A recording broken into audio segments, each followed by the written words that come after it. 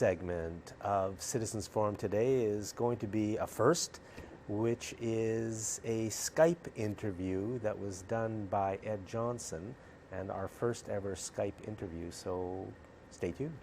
More and more people are pulling the plug on their cable TV connection in favor of Netflix, Apple TV, and Amazon Prime for more control on when as well as what they will watch. And this new wave of TV use offers exposure to more news channels than the customary major networks, which used to command the attention of a major portion of the viewing population. There are now many choices to seek out for the news junkie, from Al Jazeera to RT, which often report in-depth news not covered by the usual media outlets known as mainstream media.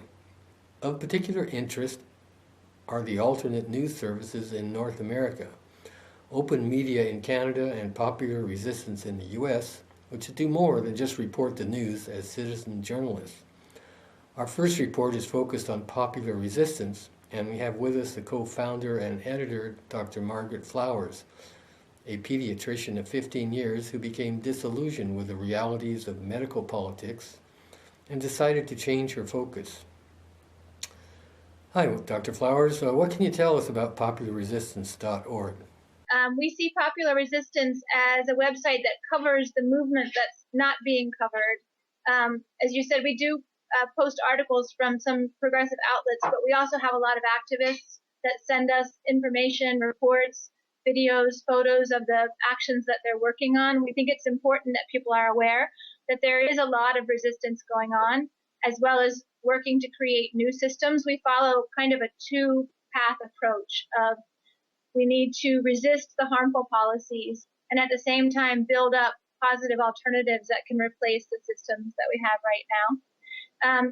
So in addition to covering kind of the resistance news, we also hope to show that the struggles that we're engaged in are all really connected. We're all really part of one broader struggle, and for social, economic, racial, environmental justice, basically is what it boils down to. And so we choose campaigns that fit within that strategy, that helps unite the movement, or things that we just see as really critical. Of particular importance at this time is the drafting in secret of a major trade deal between the US, Canada, Australia, New Zealand, and other nations that will solely benefit the major US corporations who are privy to these negotiations. The ramifications of what we know from leaked documents is truly frightening. Great. Yeah, the Trans-Pacific Partnership is a campaign that we've been working on. It actually predates Popular Resistance. Popular Resistance is about 2 years old. It came out of our work in the Occupy movement in the United States. But we've been working on the Trans-Pacific Partnership, fighting that since 2012. And one of the reasons that we picked that up as a major campaign is that it really impacts everything that we care about, the food that we eat, having clean water, clean air, the climate crisis, jobs and wages, healthcare, education. It has an impact on all of those, so it's an opportunity to bring people who are fighting for all these issues together. But it's also such a type of an agreement together with the others that we're facing in the United States. I know you have CETA with the European Union. We have the Transatlantic Trade Investment Partnership and the Trade and Services Agreement.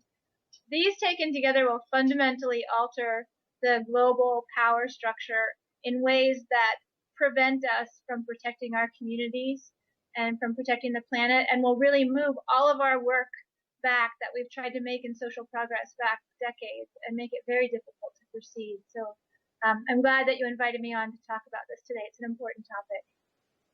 Yeah, I mean, at a time when it's really critical that we build our local economies for a number of reasons, the climate crisis being one of them, but also we need to end these extractive economies that take money out of our communities and take them to a corporate headquarters somewhere else. We need to build up our own communities. Some of the early texts of the Trans-Pacific Partnership that were leaked, because this is a classified document, they're negotiating it pretty much in secret. So we know what we're learning from leaks is that they really want to do away with what they call state-owned enterprises.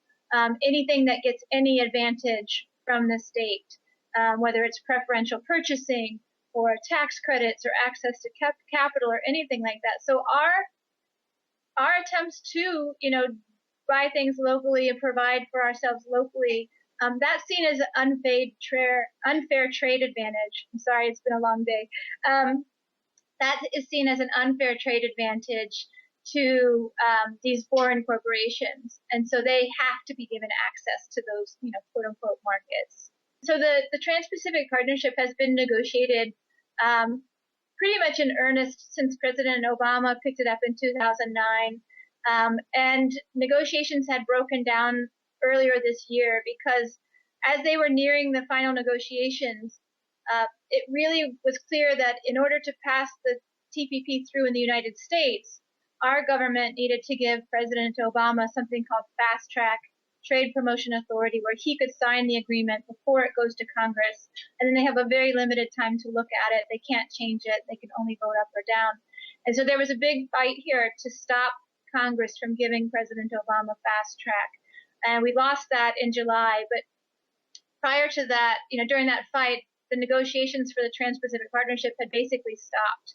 And so August, or I guess just it was the end of July, just a week or so ago, they finally picked those negotiations back up in Hawaii. And we were very nervous because we know that they're trying to rush this through here in the U.S. before the end of this year. And now that, we knew that now that they have fast track, the real, tough negotiations would begin. Fortunately, what came out of that was that there's a lot of division around the Trans-Pacific Partnership. They weren't able to make the headway that they were hoping to make. They weren't able to complete the agreement. There are a number of outstanding issues, from agricultural issues, dairy in Canada, rice in Japan, the issues of automotives, pharmaceuticals, as you mentioned earlier.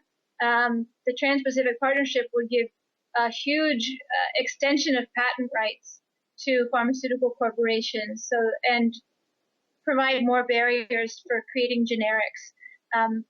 So a lot of tension over that, tension over what's called the ISDS, or Investor State Dispute Settlement chapters, which would basically, as you were describing before, allow corporations to sue our governments if our laws to protect our communities interfere with their profits. You reported in your newsletter of recent demonstration in Hawaii where delegates of the TPP were meeting to wrap up what they thought would be the final meeting to approve the partnership agreement between the 12 countries involved, including Canada. They were having the negotiations in Hawaii. Of course, that's a long way for most of us to travel, so we reached out to our allies in Hawaii, and they were able to very quickly come up with a creative protest. We were trying to think of how can we disrupt what's going on in this hotel where they're negotiating, which is fairly protected and remote and difficult to get access to. So they had this idea of applying to the Guinness Book of World Records to have the largest number of people blowing conch shells at the same time. And that was an exciting enough event that they were able to attract, they are still working on the final number, but I think close to 400 people that came out to blow conch shells outside the hotel. Great. So it is possible to have fun while still making an important statement of your beliefs. I know from your website and weekly newsletters that you're involved in several other contentious issues, one of which was the recent attempt by the Federal Communications Commission, the FCC, to regulate the Internet. Had this gone through, it would have affected every citizen of every country, just as the TPP has threatened to do. The campaign that we've been involved in quite a bit over the past year is the net neutrality fight. I don't know if you followed that up in Canada. We actually had some allies in Canada. Open Media was helping us with that. But our government was trying to further deregulate the Internet here so that it could become really more of a tiered Internet, more like cable TV, where people would only have access to what they can pay for. So you would have different packages, and maybe you would get certain services in one package and certain in the other. And we knew that if that started to happen, the Internet is really our tool for movement building for media, for citizens media that's growing. It's essential for us for spreading information and for organizing.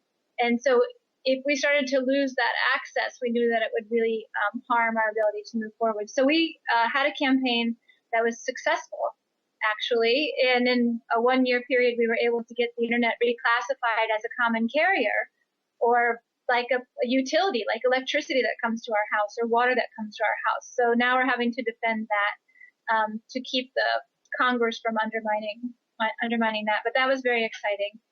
Using a combination of kind of traditional tools of, phone calls, emails, letters, but also some direct action, confronting the head of the Federal Communications Commission directly.